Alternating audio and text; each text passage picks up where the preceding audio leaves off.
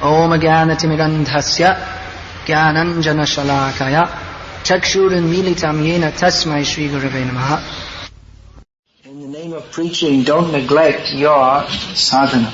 Don't neglect maintaining your own spiritual life. We don't want shooting stars. Someone who is big book distribution, famous, everyone says Jai. And after a few days they're not saying Jai, they're saying where is it? So better to stay steady, keep strong in Krishna consciousness, go on preaching. Okay, now here's an excerpt from another letter. One devotee, he was brahmachari, he was asking to take sannyas. He was distributing a lot of books. Prabhupada wrote about him that he is doing more than any sannyasi by personally distributing hundreds of books day after day and inspiring others to follow. So of course Prabhupada put a lot of stress on his sannyasi preachers, but he considered that this devotee who was distributing so many books was doing more than a sannyasi preacher by distributing books himself and inspiring others to follow. You see how much importance Prabhupada put on this book distribution. So personally distributing books and inspiring others to follow. At one time Prabhupada told the devotee that even better service than distributing books is organizing, managing a Sankirtan party. Not everyone can do that. It's better devotees who have been doing Sankirtan for a few years, they organize the Sankirtan party when you become very experienced. But if a devotee can organize, inspire other devotees, see to their needs, so that they can go on Sankirtan, that is an excellent service. Because everything needs management. Actually the life of a Sankirtan devotee is very simple. Simply he requires some clothes to wear, some prasadam, some time for sadhana and enough books. He doesn't get involved in different controversies or different things that are going on, just his concentration is fixed. This way he remains free from all the peripheral activities which may take away from our Krishna consciousness. Yeah, they're resolute in purpose because they're fixed on one point. So those who are fixed on book distribution, their consciousness is not diverted this way or that.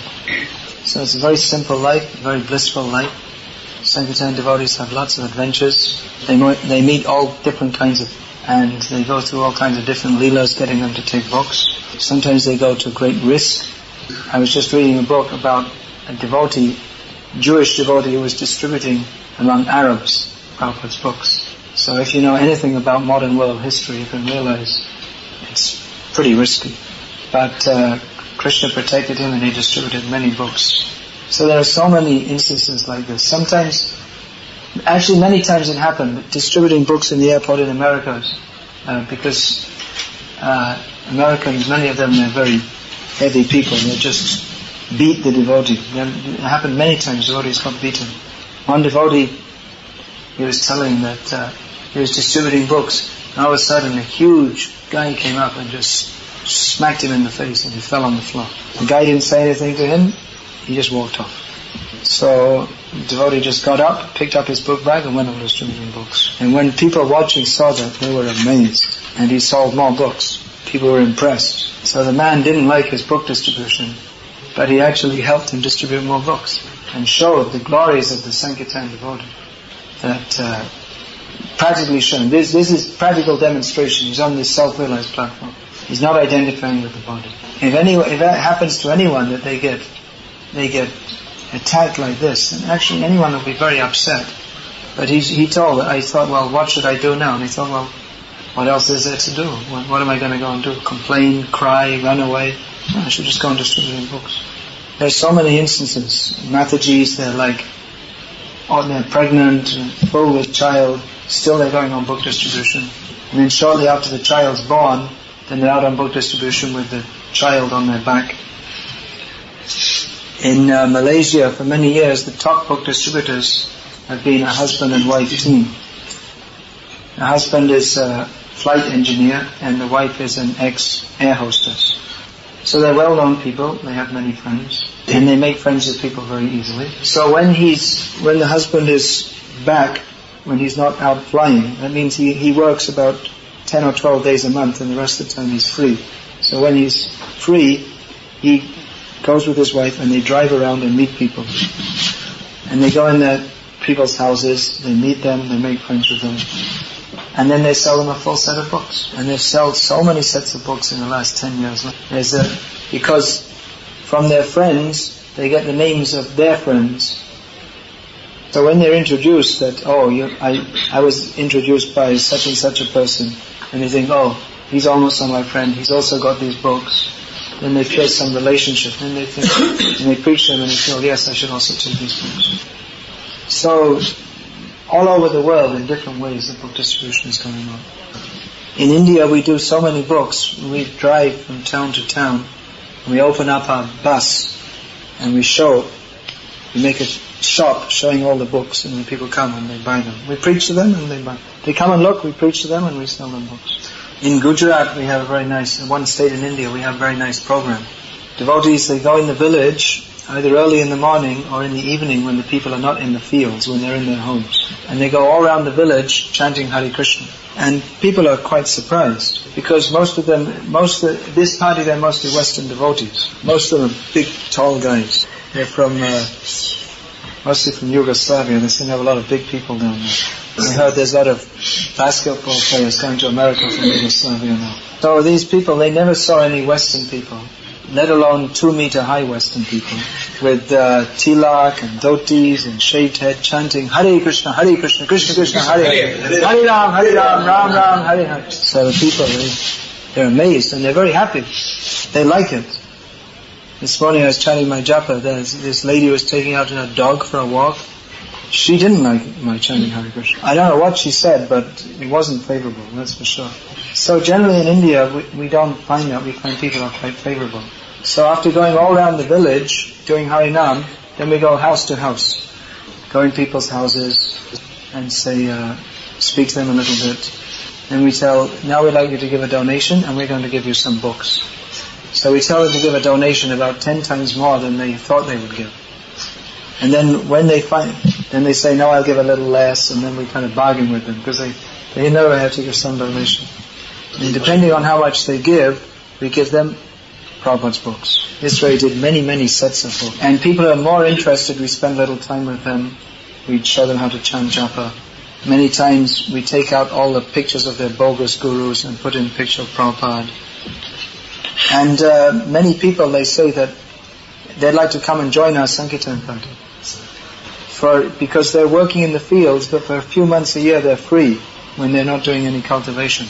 Actually this happened. We went to one big festival. They're opening a temple and there were several 100,000 people from all over Gujarat came. So all the people there, they asked, you do your kirtan. They know. ISKCON means kirtan, ecstatic chanting and dancing. And our devotees said, we can do it for a few minutes, but we have to distribute books. So people from the villages we'd been to, they knew us. They said, no, you give us the books. You chant, we'll distribute the books for you. So they did. So like this, all over the world, scope is there for distributing books, preaching, spreading Krishna consciousness. Maybe a little different according to the local culture. But you see, even in the most unlikely places, actually the whole world is an unlikely place. America is also an unlikely place. Russia is also an unlikely place. Now we take it for granted there are devotees all over the world. Maybe at Mayapur festival you see, where are you from? I'm from Russia. Oh, that's nice. Where are you from? I'm from Japan. Oh, that's nice. But 30 years ago, if you were told someone living in Vrindavan or someone from India that there would be devotees from Russia, Japan, China, America, chanting Hare Krishna, quoting Bhagavad Gita, following these principles, they wouldn't believe you. Now we take it for granted. But it's a miracle. It's amazing. Even a few years ago, we couldn't imagine that we could have such a meeting like this. I first came to Russia in 1986 and we were doing preaching programs. But we were always aware that any moment the KGB may come and ask us to stop the program. And maybe not just ask us to stop the program also. But now, you see, all over CIS, Hare Krishna, every town in the village, it's going on. So the potential for spreading Krishna consciousness, we don't know. We never imagined that there could be such widespread Krishna consciousness in these countries. We always used to show maps of the world with ISKCON centers and a big vacuum from Vladivostok to Berlin, big empty space. We always used to look and see when will we have some centers there. Maybe not possible. Probably in our lifetime not possible. Maybe there has to be some huge nuclear war, and when there's no one left, then maybe out of the 5 or 6 people who are left, 1 or 2 of them could start this. No, seriously, we couldn't imagine. How is it possible that Krishna consciousness is going? We know it's spreading underground, but very limited. Now it's overground, and this is very pleasing to the devotees all over the world. How people in these countries have taken up Krishna consciousness with such enthusiasm. So maintain the enthusiasm. I'm coming here, and you're very enthusiastically receiving me. I'm supposed to come and give you some enthusiasm, but I'm also getting enthusiasm from you. I think I'm getting more from you than you're getting from me, because it's a wonderful thing to see how people in this land are taking up Krishna consciousness, where previously there was no such opportunity. People are very seriously dedicating themselves to understand Krishna and to spread this movement, to take up this culture. So this is all the devotees all over the world are very happy to see this. I think if this continues with so many people in Russia taking up Krishna consciousness, then Russia will become the Krishna conscious capital of the world. Our movement goes through different phases. In the beginning, the thrust of the movement was mostly coming from America. Then after that, Europe, Australia were very prominent. Now our movement is going on steadily in many places throughout the world. Preaching in India has developed a lot, but definitely in the last few years, the major areas of expansion of our movement have been in the ex-communist world. Definitely in the last few years, the major areas of expansion of our movement have been in the ex-communist world. So now you have somewhat prominent position. You have to keep it up. Don't be a shooting star. You have Russia is usually among the top 1 or 2 countries. Usually India beats Russia. Russia is usually number 2. Usually India beats Russia. So you have to stay up there. You try and be number 1. Try and defeat us. I don't think you can. But at least you keep number 2. Don't become number 10 or less. Alright, let's read another Prabhupada letter. The more we distribute books and literature, the more they understand our mission. They become advanced on the path of liberation from all problems of life. My thanks to all of you. That's a fact. I was discussing that the other day. That by distributing these books, it creates an auspicious atmosphere in society. The whole world is being purified by this book distribution. And the culture is changing. Just like, for instance, I remember when I was a kid at school, in England, I was becoming interested in vegetarianism, reincarnation. And almost all my friends thought I was completely crazy. Because only crazy people were interested in vegetarianism and reincarnation. But now you'll find these are completely accepted. That vegetarianism is just practically part of life in England now. I think maybe it's like 40% of the young intellectuals there, young, more educated people, they're all vegetarian. And reincarnation is a completely accepted concept. People know about it, and many people accept it, or at least their minds are open to it. Last year someone showed me there was an article in the Daily Telegraph, which is the most prominent conservative newspaper in England. So they had a big article on the changing eating habits of British people. They said the traditional Englishman likes and they give the name of different meat preparations. So this British culture, which has been going on for hundreds of years, is changing.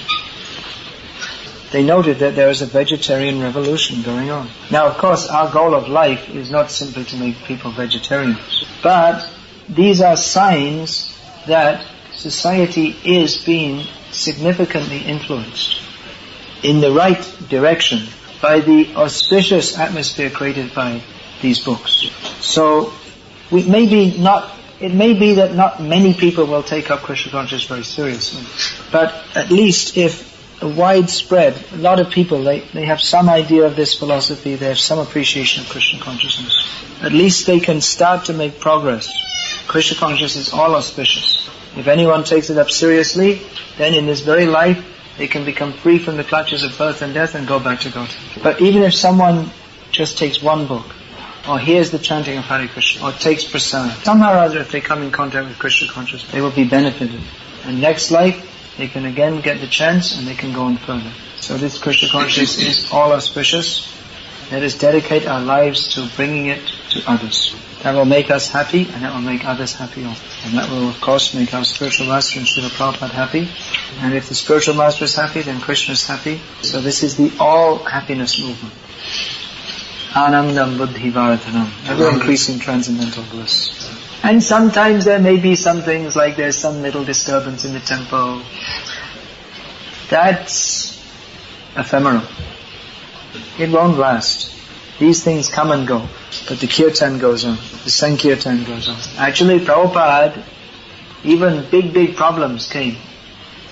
He would be told, oh, such and such problem. Many times Prabhupada would listen, and then he'd just start preaching Krishna consciousness as usual. All problems can be washed away by preaching. Of course, if there were philosophical deviations, this kind of problem Prabhupada took very, very seriously. And of course, management problems, it wasn't that he didn't take them seriously. But you could say that he more or less took it for granted that he knew there would be this kind of difficulty. Because when you bring many people together from all different kinds of backgrounds, they're not always going to agree with each other on everything. And especially in Kali Yuga, the fighting tendency is very strong. And some devotees will fall down. That's a risk. You bring people in, even they're initiated, and some will fall down. Sometimes even leaders have difficulties and fall away, which causes great disturbance. But Prabhupada, he wasn't so much disturbed by all these things. In one sense, of course, he was, because the headache came to him. But in another sense, it's like it's practically expected if you're going to preach, declare war on materialistic life. If you go to fight a war, there'll be some casualties. Even if a devotee has difficulty and goes away, if he sincerely tried to serve Krishna, that's to his eternal benefit. So, we should remain like this, transcendental. That we should try our best in all our endeavors for Krishna. In preaching, in management, whatever we do. But know that ultimately the result is in Krishna's hands. We are not the controllers. So let me do my best to serve Krishna, but not be attached to the result. And even if it seems things are not going very nicely as I might have wanted them to do, we can always chant Hare Krishna. Whatever happens, whatever anyone may say or do, we can always get our kartals and mridanga and chant Hare Krishna and dance. He's offering businesses to the door. She's offering the Shri Door Ki Jai. Teach her to offer businesses. Well, anyway, teach. Jai Shakal Bipod Bhakti Vinod Bolen Jokon Onam Jai Radha Krishna Bol Bol Bolo Resha. All, Bhaktivinoda Thakur says, all problems, all difficulties, they all go away when we chant the names of Krishna. Jiv Krishna Das, Ebishas, Korale Ta or Dukana. You have problems, Bhaktivinoda Thakur asks? And just understand, you're not this body, you're eternal spirit soul. We are the eternal servant of Krishna, who is the best friend of all living beings. Suharidam Sarva Bhutama. So just understand this one point, that we are eternal servants of Krishna and all your problems will go away. And then what else is there to do? Radha Krishna Bol Bol Bolo Reshavai. Chant Hare Krishna. Chant Hare Krishna and be happy. Prabhupada's instruction. Being unhappy is not allowed in this movement. It's against the rules. So no one's allowed to be unhappy. Everyone has to chant Hare Krishna and be happy. Alright? You prepared to follow the rules? Okay. Actually, our devotees, they always used to distribute books in the airport, and the airport authorities, they always wanted to stop them. So our devotees, they used to dress in kami clothes and merge with there's so many people, and they're not very easy to catch. So the airport authorities, they trained up